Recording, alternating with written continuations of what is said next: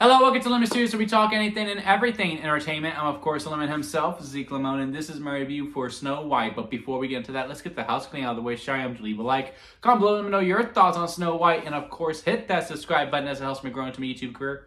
I would greatly appreciate it. Now, all that out of the way, let's get into the review, shall we? So, Snow White, the latest from the live-action remakes from Walt Disney Studios, and this one in particular has a lot of controversy surrounding it, and honestly, I don't know why. I know Rachel Zegler, who plays Snow White in this movie, is a very polarizing figure for some reason, where a lot of people just aren't a huge fan of her. Maybe it's because of how outspoken she is on things that she believes in. Or is it Gal Gadot, who is another performer that a lot of people just do not like for whatever reason. And going into this, I really wasn't having much expectations going into it, not because of the talent that was on it.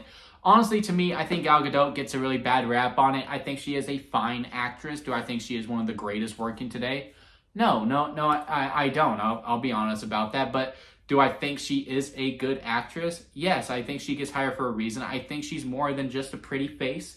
What she is. She is a very, very beautiful woman. I mean, it is fair to say that she was the fairest of them all in this movie as the evil queen. And I was also excited to see her in this movie because I do believe this is her first bad guy role. I don't think she's ever worked heel, to use wrestling terms, where, you know, she is the villain. And not only that, like, clear cutthroat villain too, where it's very obvious there's no underlining, they don't believe they're right, like they know they're evil and they continue to play evil all the way through. With that said, and I said this on my immediate reaction too out of the theater, as much as I'm a fan of hers that I am, and I do think she is a good actress, but can recognize, hey, she does have her limits and she is not one of the best working today. This was definitely not her best day at the office. I do not think she was good in this movie. I'm not even going to sugarcoat it. And yeah, I won't lie. There were a couple of line deliveries. Like there's one where she says no really loud, and it wasn't great. It just wasn't good. And I'll be honest, I laughed when that delivery happened, and not just me, my whole entire theater chuckled quite a bit when she delivered that line. And there were a couple of those throughout. Like, do I think that means that she is a horrible actress? No. Again, she just had a bad day at the office. And again, to me anyway, unless someone could correct me if I'm wrong, this is her first time ever playing truly bad. And within Disney, there is a certain pedigree that you have to be. I don't think you need to be a thespian by any means to play a villain like the Evil Queen.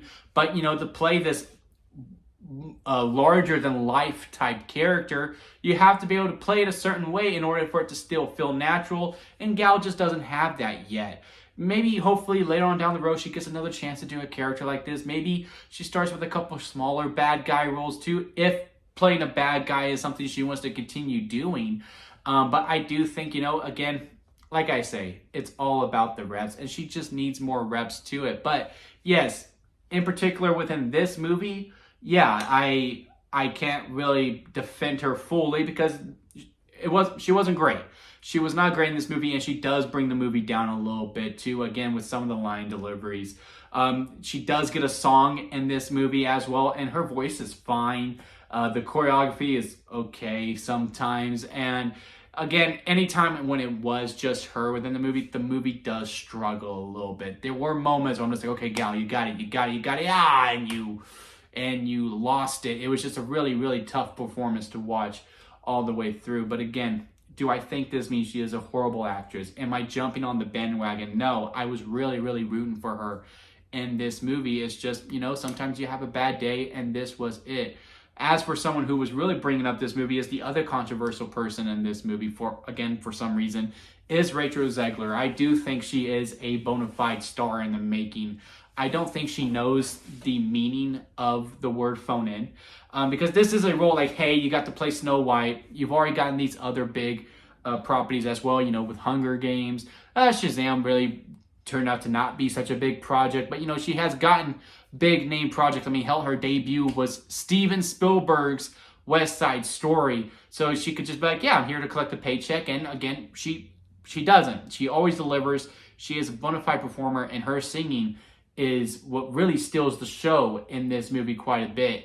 This movie does take away some songs from the original, and it also adds in some. Actually, quite a bit. Maybe it added a little too much music for my taste. I actually said, if you follow me on Instagram and in Facebook, is that I said, hey, here are some things that I would like to see different. I would like to see more songs added. They added a little too much for me personally. Some of the new songs are good. Don't get me wrong. I think Princess Problems is a pretty good song. I think the main song, Making a Wish, I think is something like that. But they play it like 4 times throughout. And I will say every single time that it was playing, I was, bobbing my head a little bit. I think the opener was pretty okay too. But the main standout are 2 of the songs from the original. Whistle While You Work is a really, really good one. And of course, Hi Ho, the song that the 7 dwarves sing when they are introduced. And a lot of people that I saw online were saying the dwarves were bad in this movie. Bullshit. I'll just come out and say bullshit.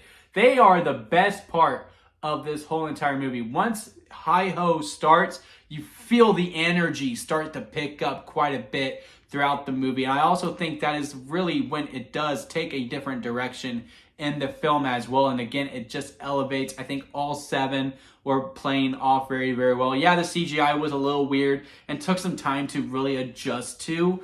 But again, I think they were a lot of fun. Dopey, Doc, Grumpy, who is probably my favorite out of the 7 now. As a little kid, I was all about Dopey.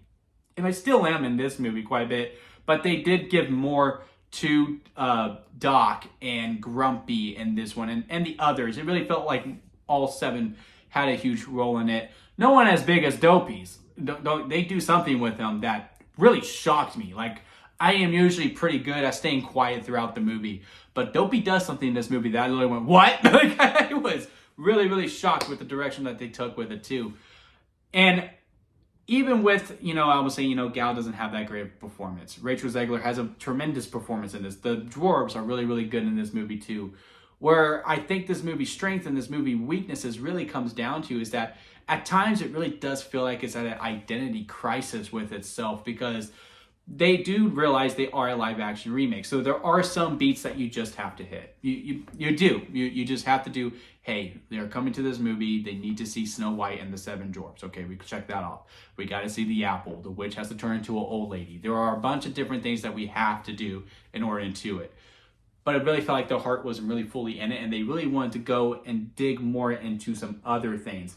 Another thing that I said, and my things I would like to see them improve on, is the love story in this film. And they do attempt that quite a bit. But again, when this movie's constantly at a clash of, okay, we gotta stick to, what the people know.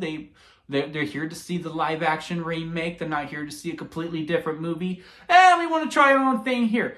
Okay, yeah, that's pretty cool here. We haven't really done one of the old hits from a while, so let's go back to the original story that they already know. Okay, cool, we did that. Now let's go back to something original here. It was just constant back and forth, where, again, a lot of character development and some of the storylines that I really felt like their heart was more into, like the new love story, the new dynamic between Snow White and the 7 dwarves, and this whole stepmom versus stepdaughter duel that's really being played out, or this battle of this city, or trying to take a kingdom back, when you're the prophecy holding one, or what have you. Those things I feel like they wanted to dig into more than, the story that was created 87 years ago. And again, when it's just at that clash, I really do think the movie suffers the most from that. But overall, like I said in my immediate reaction on TikTok, cheap plug, Lemon Reviews, on TikTok, you should already know what you're getting yourself into when you're going into these live action remakes. They haven't made much of adjustments for it. Are some better than others? Absolutely. But you kind of know what you're getting yourself into. If you like those kinds of movies, you're going to have a good time with this one.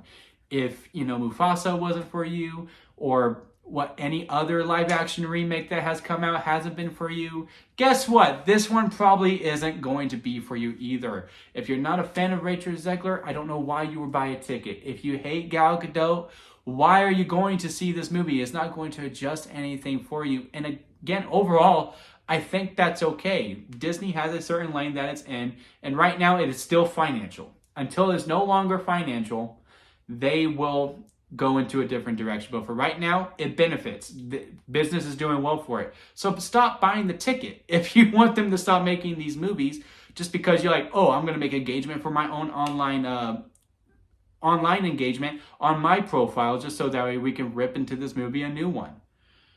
Just stop. Just stop. To me, personally, I had a good time with it. Would I ever myself seek out to go watch this movie again? No. But if I was with someone and they wanted to go see this movie, I wouldn't hate myself to go watch it again. Or if I was at home and, again, I was with someone, they were like, hey, let's have something on within the background. Let's put Snow White on. Again, I'm not going to hate myself for it whatsoever. Again, it was just this constant clash with itself that it wants to do its own thing, but also still wants to pay homage to the original. But I really do think they should have picked a lane and stuck through it, because if they would have just stuck to the original lane, maybe I could have buy into the love story a little more. I bought it more than I did in the original. Don't get me wrong. I think the actors had good chemistry within it. It just needed more time to me to fully buy in to this love story that they were really trying to tell within it. Which, again, in this movie, it's not the main storyline going into it. It really is about Snow White and trying to, figure out, what's the right thing to do. And I do appreciate that element of it. And when it does lock in on that, the movie does sing, no pun intended.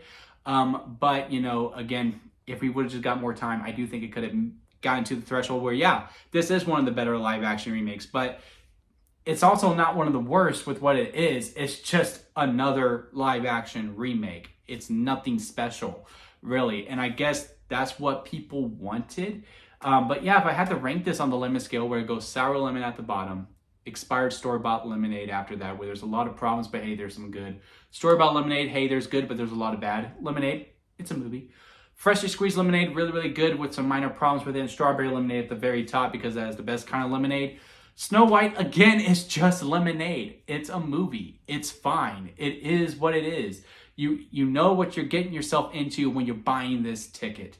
If you are upset after watching it, I think it's more on you than it is on anyone else going into it. And again, I just don't get why we have this controversy around it. I don't get why the two leads, protagonist and antagonist, have such controversy around them. I'm still pulling for them. I think they're going to be great. Do fine moving forward. Gal Gadot, again, I think just needs more reps. Rachel Zegler, again, to me, is a bona fide superstar within the making. And I'm pretty sure within the next few years, she's going to be in contention for an Oscar, if not win it. But yeah, the movie's fine. It's truly fine. It's really nothing to really run home about. It just has a case of identity crisis of wanting to do its own thing, but also still wanting to pay homage to what brought it to the dance. But what did you think about it? Comment below. Let me know your thoughts on Snow White. If you made this far within a review, please leave a like. I do greatly appreciate that. And hit that subscribe button, as I am trying to grow into my YouTube career. And until next time, guys, I'll see you here at Lemon Studios.